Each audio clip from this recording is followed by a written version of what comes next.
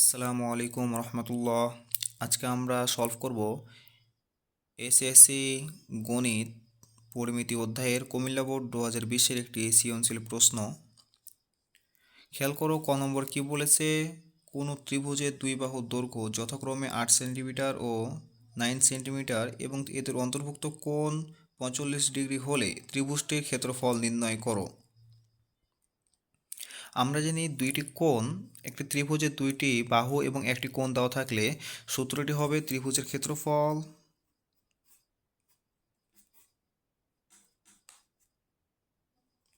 ত্রিভুজের ক্ষেত্রফল হবে কি half A B sine theta. এটা হচ্ছে ত্রিভুজের ক্ষেত্রফল। তাহলে এখানে হাফ এর মান কত, এর মান যদি আমরা 8 নিই ইন্টু বি এর মান হচ্ছে 9 ইন্টু সাইন থিটার মান হচ্ছে এই যে 45 ডিগ্রি। এটা ক্যালকুলেশন করলে কত, 8 নং 72/2 ইন্টু সাইন 45-এর মান 1/√2 ইকুয়াল, এটা ক্যালকুলেশনে হিসাব করলে 25.46 বর্গ সেন্টিমিটার। খ নম্বরে কি বলেছে, অপর কর্ণ বিডি এর দৈর্ঘ্য নির্ণয় করো। এখানে এবিসিডি একটি সামান্তরিক এবং এসিএ এর ক্ষুদ্রতম কর্ণ। তাহলে এসি ক্ষুদ্রতম কর্ণ হয়, অপর কর্ণ বিডি এর দৈর্ঘ্য নির্ণয় করতে বলেছে, অর্থাৎ আমাদের এটার মান নির্ণয় করতে চলেছে, এই বিডি এই কর্ণটার মান নির্ণয় করতে বলেছে। তাহলে আমরা যদি এখানে চিত্রটা আঁকাই,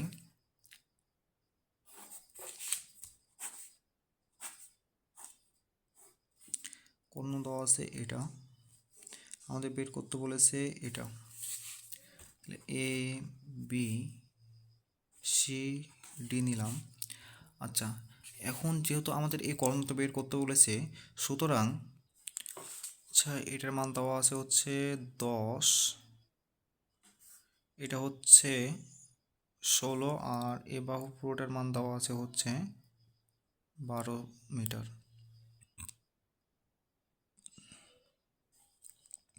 আমাদের এটি বের করতে বলেছে। তাহলে আমাদের যদি এটি বের করতে বলে, এখন যদি আমরা অন্য একটা কাজ করি, যে এখান থেকে বিসি এর উপর এ থেকে যদি একটা লম্ব আঁকাই, এটাকে নিলাম এ ই, তারপরে বিসি এর বর্ধিতাংশের উপর যদি আমরা এখানে একটা লম্ব নিই, এটাকে যদি ধরি আমরা এফ, তাহলে খেয়াল করো আমরা যদি এটার মান বের করতে পারি, এটা আর এটুকুর মান যদি আমরা বের করতে পারি, তাহলে এই ত্রিভুজটা আমরা পিথাগোরাসের উপপাদ্য দিয়ে বিডি এর মান বের করতে পারবো না। আচ্ছা খেয়াল করো, তাহলে যদি আমরা এটুকু ধরি এস ধরি, এটুকু আমরা এস নিলাম, তো এটুকু এস হলে আমার এটুকু এস, এটা যদি আমরা এইচ নিই তাহলে এটা হবে কি আমাদের এইচ। খেয়াল করো, যদি আমরা এই এইচ এর মানটা এবং এই এক্স এর মানটা বের করি, তাহলে 16 সাথে এক্স যোগ করব, এবং এটা কি এইচ এর উচ্চতা পেয়েছি, তাহলে আমরা, এটা তো লম্ব তাই না, এটা লম্ব।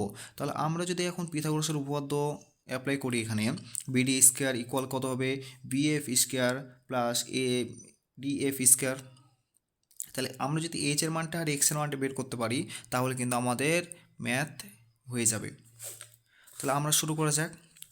আমরা এই কথাগুলো লিখলাম না, তোমরা একটু লিখে নিবা, যে বিসি এর উপর এ হতে এ ই একটি লম্ব আঁকায় এবং বিশের বর্ধিতাংশের উপর ডিএফ একটি লম্ব আঁকায়। তাহলে খেয়াল করো, আমরা এখন এ ত্রিভুজ নিয়ে কাজ করব। এ বিই ত্রিভুজ সমকোণী ত্রিভুজ এ বিই, এটা নিয়ে আমরা কাজ করব। এনে কাজ করে দেখো আমরা কি, এটা অতিভুজ না, এটা আমাদের অতিভুজ, এবং এটা লম্ব, আর এটা কি ভূমি, ঠিক আছে না। তাহলে আমরা যদি এখন লিখি পিথাগোরাসের উপপাদ্য যদি অ্যাপ্লাই করি আমরা এখানে, তাহলে কি হবে, অতিভুজ স্কয়ার অর্থাৎ কি টেন স্কয়ার, না টেনের উপর স্কয়ার ইকুয়াল লম্ব স্কয়ার প্লাস ভূমি স্কয়ার, লম্ব বলতে আমাদের এইচ স্কয়ার প্লাস ভূমি বলতে আমাদের এক্স স্কয়ার। তা আমরা যদি এখানে একটু হিসাব নিকাশ করে নিই, এটা কত হবে, 100 equal H square plus x square. এখন যদি আমরা এখানে এইচ স্কয়ারের মানটা বের করি, তাহলে কি হবে, 100 মাইনাস এক্স স্কয়ার। এটা আমরা 1 নম্বর সমীকরণ দিলাম। আবার এ শুধু এটা নিয়ে কাজ করলাম, এবার আমরা কাজ করব এ ত্রিভুজ নিয়ে, এই ত্রিভুজটা নিয়ে, এই ত্রিভুজ নিয়ে আমরা কাজ করব। তাহলে এটাও কি আমাদের সমকোণ না, এটা যেহেতু সমকোণ, এটা যদি আমাদের সমকোণ হয় তো সমকোণ ত্রিভুজ আবার অ্যাপ্লাই করবো। এর ত্রিভুজ কি নিলাম, ত্রিভুজ এ ই সি এ। তাহলে এই ত্রিভুজে আমরা সমকোণী ত্রিভুজে কী করবো, আমরা পিথাগোরাসের উপপাদ্য অ্যাপ্লাই করব। তাহলে কি অতিভুজ স্কয়ার অতিভুজ বলতে এসি, এসি এর মান কত 12, 12 স্কয়ার ইকুয়াল, তাহলে আমরা কত পাবো, লম্ব স্কয়ার লম্ব বলতে এইচ স্কয়ার প্লাস ভূমি বলতে এই যে এটা ভূমি না আমাদের, এখান থেকে এ পর্যন্ত আমাদের ভূমি, যেহেতু এ ত্রিভুজ আমরা নিচ্ছি এখান থেকে এখান পর্যন্ত ভূমি, তাহলে এটুকুর মান কত হবে, এটুকু যদি এক্স হয় আর এখান থেকে এখান পর্যন্ত হলো 16 হয়, তাহলে আমাদের এটুকুর মান কত হবে, ই সি ইকুয়াল কত হবে 16 মাইনাস এক্স না। তাহলে আমরা এখানে কী নেব, 16 মাইনাস এক্স, অর্থাৎ ভূমি এটুকু নিলাম 16 মাইনাস এক্স হোল স্কয়ার। তাহলে এটার মান কত, এটা যদি আমরা হিসাব করি এইচ স্কয়ার প্লাস এটা যদি আমরা হিসাব করি এ স্কয়ার এ মাইনাস বি হোল স্কয়ারের সূত্র, তাহলে কী হবে এ স্কয়ার অর্থাৎ 16-এর উপর স্কয়ার, 16 উপর স্কয়ার ইকুয়াল কত 256 মাইনাস 2ab অর্থাৎ 32 এক্স প্লাস এক্স স্কয়ার, বারং বারং কত 12 12 হচ্ছে 144 ইকুয়াল এইচের জায়গায় আমরা এইচ স্কয়ারের জায়গায় আমরা বসাবো এই মানটা 1 নম্বর সমীকরণ যেটা পাইছি, তাহলে এইচ স্কয়ারের জায়গায় বসলাম 100 minus x square plus 256 minus 32 x plus x square. তাহলে এখন দেখো তো এক্স স্কয়ার কেটে গেলো, এই 256 আর 100 356, তাহলে আমরা যদি 32 মাইনাস 32 এক্সকে আমরা এদিকে নিয়ে আসলে কী হবে প্লাস 32 এক্স না, ইকুয়াল এটা 356 পাচ্ছি, 256 যোগ 100 356, 144কে এদিকে নিয়ে গেলে আমরা কী হবে মাইনাস হবে না, তাহলে 144। তাহলে এটা যদি আমরা হিসাব করি অতএব এক্সের মান কত পাবো, এক্সের মান তাহলে আমরা পাচ্ছি 6.625 মিটার। তাহলে আমরা এক্সের মানটা যদি আমরা এই 1 নম্বর সমীকরণ বসে দিই তাহলে এইচের মানটা পেয়ে নেবো না, আমরা তো এক্সের মান পেয়ে নিয়েছি, তাই আমাদের এইচের মানটা বের করতে হবে। তাহলে আমরা কি করব এখন, এক্সের মান সমীকরণ একে বসিয়ে পাই। সমীকরণ একে আমরা কি আছে এইচ স্কয়ার ইকুয়াল কত 100 মাইনাস এক্স স্কয়ার না, তাহলে 100 মাইনাস এক্সের মান আমরা কত পেয়েছি 6.625 অল স্কয়ার। এটা যদি আমরা হিসাব করি তাহলে কত হবে আমাদের পাচ্ছি 56.109 মিটার। আমরা এইচ স্কয়ার মানটা রাখলাম কারণ আমাদের এখানেও এইচ স্কয়ার হবে, তুমি ইচ্ছা করলে এইচের মানটা বের করার জন্য এইচ ইকুয়াল রুট এটা করতে পারতাম। এখন খেয়াল করো তো আমরা কিসের মান পেয়েছি, এইচের মানটাও পেয়ে নিয়েছি এবং এক্সের মানটাও পেয়ে নিয়েছি না, তাহলে আমরা এইচের মানটাও পেয়েছি এবং এক্সের মানটাও পেয়ে নিয়েছি, তাহলে আমরা এই 16 সাথে এক্সের যদি যোগ করি তাহলে আমরা এই পুরোটা পেয়ে নেবো না, এই পুরোটা বাহু পেয়ে নেবো এবং এইচের মানটা এটা। তাহলে আমরা যদি এখন পিথাগোরাসের উপপাদ্য যদি অ্যাপ্লাই করি এখানে তাহলে কি হবে BD square equal DF square plus BF square না, তাহলে তো আমরা হলো বিডি এর মানটা পেয়ে নেব। অতএব যদি আমরা এখানে কি লিখতে পারি বিএফ বিএফ বিএফ বলতে আমাদের হচ্ছে বিএফ হচ্ছে এটা, তাহলে বিএফ ইকুয়াল আমরা কি লিখতে পারি যে 16 যোগ এক্স, অর্থাৎ 16 যোগ এক্সের মান কত 6.625 ইকুয়াল, তাহলে পাচ্ছি আমরা 22.625। এখন আমরা পিথাগোরাসের উপপাদ্য অ্যাপ্লাই করব।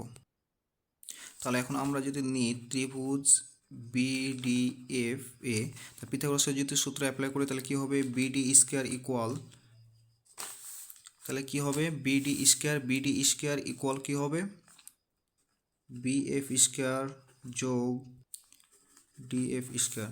তাহলে আমরা বিডি এর মান বের করব না, বিডিকে রেখে দিলাম ইকুয়াল রুট বিএফ এর মান কত পেয়েছিলাম, বিএফ এর মান ওখানে বের করেছিলাম না যে 16 যোগ এক্সের মান অর্থাৎ 22.625 অল স্কয়ার যোগ ডিএফ এর মান অর্থাৎ এইচ এর মান, তাহলে এইচ এর মান আমরা বের করেছি, এটা মানে কি এইচ স্কয়ার না, তাহলে এইচ স্কয়ারের মান তো আমরা ওখানে বের করে রেখেছিলাম, তাহলে এইচ স্কয়ারের মান কত 56.109। তো আমরা স্কয়ারের এইচ স্কয়ারের মানটা ওখানে বের করে রেখেছিলাম ওই জন্য আমরা অল স্কয়ার দিলাম না কিন্তু এখানে, তাহলে আমাদের ক্যালকুলেশন করলে আমরা বিডি এর মান কত পাবো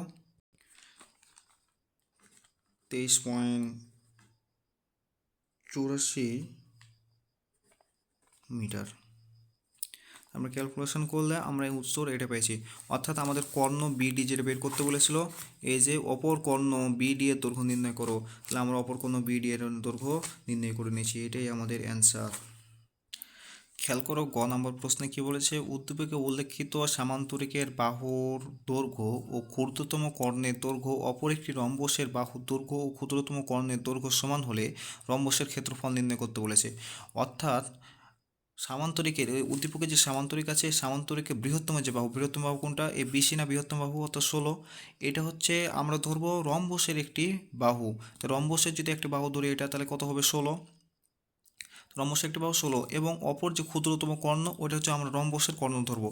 অর্থাৎ আমরা এখানে বিসি নেব 16, অর্থাৎ রম্বসের একটি বাহু, এবং কর্ণ আমরা নেব 12। আর এখানে নিলাম এটা আমরা ও। তাহলে খেয়াল করো তো তোমরা যে ও এ বিডি এর ওপর লম্ব না, ও এ বিডি এর ওপর লম্ব। আচ্ছা, আমাদের তো রম্বসের কি বলেছে, ক্ষেত্রফল নির্ণয় করতে বলেছে না, রম্বসের ক্ষেত্রফল নির্ণয় করতে বলেছে। তাহলে আমরা রম্বসের ক্ষেত্রফল কীভাবে নির্ণয় করবো, আমরা সূত্র কি জানি, হাফ গুণিত কর্ণদ্বয়ের গুণফল। তাহলে আমরা যদি এখানে তো আমরা জানি একটা কর্ণ দেওয়াই আছে, তাহলে যদি আমরা আর একটা কর্ণ বের করতে পারি, তাহলে আমরা তো রম্বসের সূত্র অনুযায়ী জানি হাফ ইন্টু কর্ণদ্বয়ের গুণফল। তাহলে কর্ণদ্বয়ের গুণফল হাফ ইন্টু কর্ণদ্বয়ের গুণফল করলেই তো আমাদের রম্বসের ক্ষেত্রফলটা বের হয়ে যাবে। তাহলে আমাদের প্রথম কাজ হচ্ছে এখন এই বিডি এর মানটা নির্ণয় করা। তাহলে আমরা বিডি এর মানটা কীভাবে নির্ণয় করব, দেখো এখানে বিডি ও এ বিডি এর উপর লম্ব না, তাহলে ও এ যদি বিডি এর উপর লম্ব হয় তাহলে কি হবে, ও এ হচ্ছে এ এস এর বাহুর অর্ধেক, তাই না। তাহলে এস এর বাহুর অর্ধেক যদি হয় তাহলে ও এ ইকুয়াল আমরা কত পাবো, 12/2 না, ইকুয়াল 6 মিটার। বুঝছো, তাহলে কি হবে, এবং এইটা 16 মানে এটাও 16 না, তাহলে আমরা এখন পিথাগোরাসের উপপাদ্য, তাহলে এটা কি লম্ব না, তো পিথাগোরাসের উপপাদ্য যদি আমরা অ্যাপ্লাই করি তাহলে আমাদের কি হবে, অ্যাপ্লাই করলে আমাদের হবে অতিভুজ। অতিভুজ বলতে আমাদের এডি অতিভুজ স্কোয়ার। তাহলে আমরা এখন যদি নিই ত্রিভুজ কি নিলাম, এওডি এওডি এ, তাহলে আমাদের কি হবে, এডি স্কোয়ার ইকুয়াল কী হবে, ও এ স্কোয়ার প্লাস ওডি স্কোয়ার। তাহলে আমাদের এডি এর মান তো দেওয়া আছে, এডি এর মান কত, 16, তো 16 স্কোয়ার প্লাস ও এর মান হচ্ছে আমরা কত পেয়েছি, বের করেছি যে ও এর মান হচ্ছে 6 স্কোয়ার, সরি প্লাস না, ইকুয়াল প্লাস ওডি এর মান আমাদের বের করতে হবে। তাহলে আমরা কি করব, OD equal root 16 square minus 6 square. এটা ক্যালকুলেশন করলে আমরা পাবো 14.83 মিটার। তাহলে আমরা এটা যদি 14 ওডি আমরা পেয়েছি, মানে অর্থাৎ ওডি আমরা পেয়েছি 14.83, তাহলে আমরা কি ওবি অর্থাৎ এর ডাবল না, তাহলে আমরা কি লিখতে পারি যে পুরোটা এখন যদি লিখি বিডি ইকুয়াল, তাহলে আমরা কত পাবো, 2 ইন্টু ওডি না, তাহলে 2 ইন্টু 14.83 ইকুয়াল কত হবে, 29.66 মিটার। তাহলে আমরা এখন সূত্র এখন যদি ফেলে দিই, তাহলে আমরা তো বিডি এর মানও পেয়ে নিয়েছি, এসি এর মানও জানি। তাহলে আমরা এখন রম্বসের ক্ষেত্রফল, অতএব রম্বসের ক্ষেত্রফল ইকুয়াল কি হবে, হাফ ইন্টু কর্ণ দ্বয়ের গুণফল। তাহলে হাফ ইন্টু কর্ণদ্বয় বলতে কি, এসি ইন্টু বিডি। তাহলে হাফ ইন্টু এসি এর মান কত, এসি এর মান তো দেওয়া আছে 12, ইন্টু বিডি এর মান কত আমরা বের করেছি 29.66। তাহলে আমরা এটা হিসাব করলে কত পাবো, 177.96 বর্গ মিটার প্রায়। এটাই আমাদের রম্বসের ক্ষেত্রফল। এই যে দেখো রম্বসের ক্ষেত্রফল নির্ণয় করতে বলেছিল, আমরা রম্বসের ক্ষেত্রফল বের করে নিয়েছি। আশা করি তোমরা অনেক ইজিলি এটা বুঝতে পেরেছো।